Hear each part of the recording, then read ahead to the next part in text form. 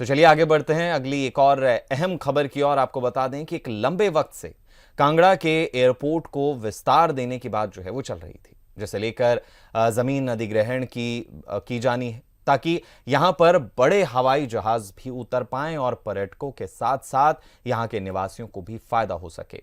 अब सवाल यह है कि प्रक्रिया कब तक पूरी होगी, क्या कुछ जो है वो चरण बाकी हैं और अभी तक ये काम कहां तक पहुंच पाया है, क्योंकि इसका बेसब्री से इंतजार इसलिए है क्योंकि लंबे वक्त से एक तो ये मसला चला आ रहा है। दूसरी बात यह है कि अगर इस एयरपोर्ट एक्सपैंड होता है तो ज्यादा से ज्यादा पर्यटक आएंगे और हिमाचल के पर्यटन को जो है वो बढ़ावा मिलेगा। तो इसी मुद्दे को और ज्यादा जानकारी के लिए और ज्यादा जानने के लिए हमारे साथ हमारे स्थानीय संपादक विजयपुरी जी जुड़े हैं। सर, एयरपोर्ट का विस्तार होना है, कहां तक ये प्रक्रिया पहुंच गई है और कहां पर जो है वो अभी कहा जाए कि चीजें रुकी हैं? देखिए गौतम, मैं यूं कहूंगा कि देर से आए पर दुरुस्त आए। जी। अब परिस्थितियां ये है कि जमीन अधिग्रहण करने के लिए अधिसूचना जारी कर दी गई है। जी। प्रदेश के समाचार पत्रों में इसके लिए विज्ञापन दे दिए गए हैं कि कौन कौन सा क्षेत्र अधिग्रहित किया जाएगा। ऐसे में जब प्रक्रिया शुरू हो गई है तो निश्चित तौर पर थोड़ी बहुत कठिनाइयां तो आती हैं, लेकिन जब रास्ते पर चलना शुरू किया है तो निश्चित तौर पर मंजिल मिल ही जाएगी, ऐसा तय है। आप इस हवाई पट्टी का विस्तार इसलिए जरूरी है कि ये गग्गल हवाई पट्टी जो है वो धर्मशाला क्षेत्र से जुड़ी हुई है। धर्मशाला जो है वो एक तो प्रमुख पर्यटन क्षेत्र के रूप में भी जानी जाती है। हिमाचल में शिमला मनाली के बाद धर्मशाला का ही नाम आता है पर्यटन को लेकर, धर्मशाला और डलहौजी। लेकिन मैं आपको ये कहूँ कि धर्मशाला तिब्बती धर्मगुरु दलाई लामा की भी नगरी है। दलाई लामा जी से मिलने के लिए न केवल भारत से बल्कि दुनिया भर से लोग आते हैं और गग्गल हवाई पट्टी पर विदेशी नागरिकों का जमवाड़ा रहता है, क्योंकि वो धर्मगुरु दलाई लामा से मिलने के लिए यहाँ आते हैं। ऐसे में बड़ी हवाई पट्टी का निर्माण जरूरी था। इसके कदम उठाए जा रहे हैं। उम्मीद ये है कि शीघ्र ही बड़ी हवाई पट्टी का विस्तार होगा और यहाँ बड़े जहाज उतर सकेंगे। जी गौतम।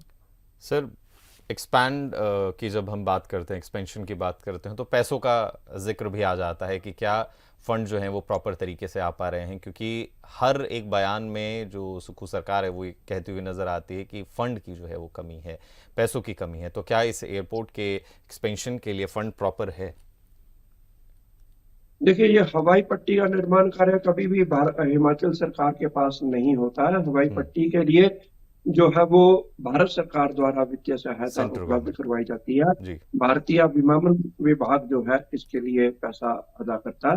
तो ऐसे में फंड्स की कमी नहीं आएगी। लेकिन मैं ये कहूंगा कि अभी रास्ते आसान नहीं है, कांटे बिछे हुए हैं। हम्म। कारण यह कि जिन 10 ग्रामीण सभाओं को की जमीन अधिकृत की जानी है, वहां से विरोध के स्वर उठने शुरू हो गए हैं। हम्म। वो लोग निश्चित तौर पर आंदोलन करेंगे। उनका ये कहना है कि उनके गांव से या उनकी जमीनों पर हवाई पट्टी का विस्तार नहीं होना चाहिए। राज्य सरकार को अगर हवाई पट्टी बनानी है तो नई हवाई पट्टी बनाए, उनकी जमीनों को अधिकृत कर उन्हें उजाड़ा ना जाए, ऐसा ग्रामीणों का कहना है। उन्हें सरकार किस तरह से मनाती है ये देखना होगा। और यदि विद्रोह का स्वर बहुत ऊंचा हुआ तो दिक्कतें खड़ी हो सकती हैं। लेकिन सरकार चाहे तो कुछ भी कर सकती है, क्योंकि हम्म। अधिग्रहण करने की अधिसूचना जारी कर दी गई है। कानूनी तौर पर सरकार जब भी चाहेगी अधिकृत कर लेगी। इसकी पैसे का मुआवजा सरकार अदा करेगी।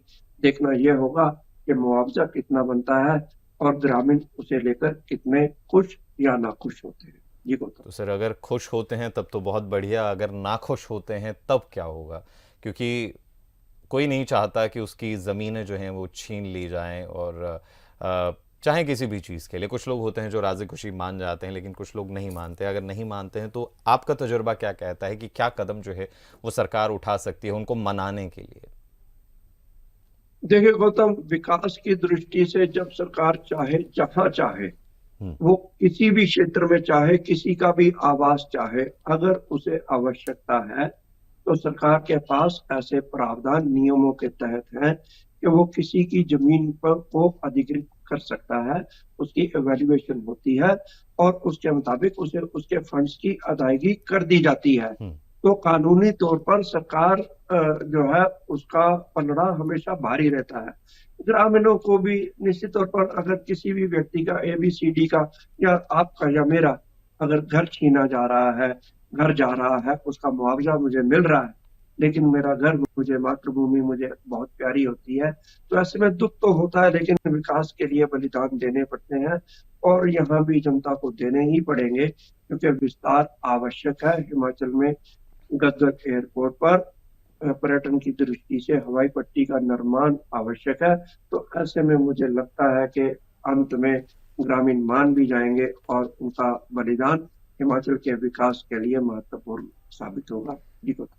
तो सर, अभी तक जो ये प्रोजेक्ट लटकता आ रहा है, क्या उम्मीद है कि आखिर कब तक ये पूरा हो सकता है? कब तक जो टूरिस्ट विदेशों से आते हैं, अन्य राज्यों से आते हैं, उन्हें एयरपोर्ट का सुख जो है वो मिल पाएगा? मतलब चार्जेस ज़रूर कम होंगे अगर इसकी पट्टी बड़ी बनती है, बड़े जहाज यहाँ पर आते हैं। वो तो मैं दशकों से देख रहा हूँ कि हवाई पट्टी छोटी है और छोटी हवाई पट्टी होने के कारण यहाँ बहुत अधिक एयर फेयर है। तो ऐसे में मैं अगर गग्गल और दिल्ली का एयर फेयर की बात करूं तो गग्गल से जितना किराया दिल्ली तक के लिए लगता है या दिल्ली से गग्गल तक के लिए लगता है, इतने में व्यक्ति आराम से काठमांडू, बॉम्बे और दुनिया के कई प्रमुख क्षेत्रों में घूम सकते हैं, आइलैंड तक जा सकते हैं। तो ऐसे में जो है किराया कम कर को इसके लिए बड़े विमान उतरने जरूरी हैं। ये उम्मीद 3 दशकों से लगी हुई है। मैं खुद 3 दशकों से तो मैं ही देख रहा हूँ। अब जैसा मैंने कहा कि देर से आए दुरुस्त आए, अब रास्ता खुला है, कांटे बिछे हैं, कितना समय लगता है इसके लिए कोई भी अंदाजा नहीं लगाया जा सकता, लेकिन ये तय है कि आने वाले समय में इस हवाई पट्टी का विस्तार होगा और यहाँ बड़े हवाई जहाज उतर पाएंगे। जी बताओ। शुक्रिया सर, तमाम जानकारी के लिए, हमारे साथ जुड़ने के लिए। उम्मीद यही है कि जल्द से जल्द ये काम पूरा होगा और ना सिर्फ पर्यटकों को बल्कि यहाँ के आम नुमाइंदों को भी जो है वो सुख मिल पाएगा। लेकिन एक जैसा कि विजय जी ने कहा कि 3 दशकों से ये काम लटकता आ रहा है, देर आए दुरुस्त आए, लेकिन क्या ये काम यूं ही लटकता जाएगा या फिर इसको जल्द ही जो है वो अंजाम तक पहुंचाया जा पाएगा? इसका जवाब जो है वो वक्त के साथ मिल पाएगा। देखना यही है कि आगे होता क्या है।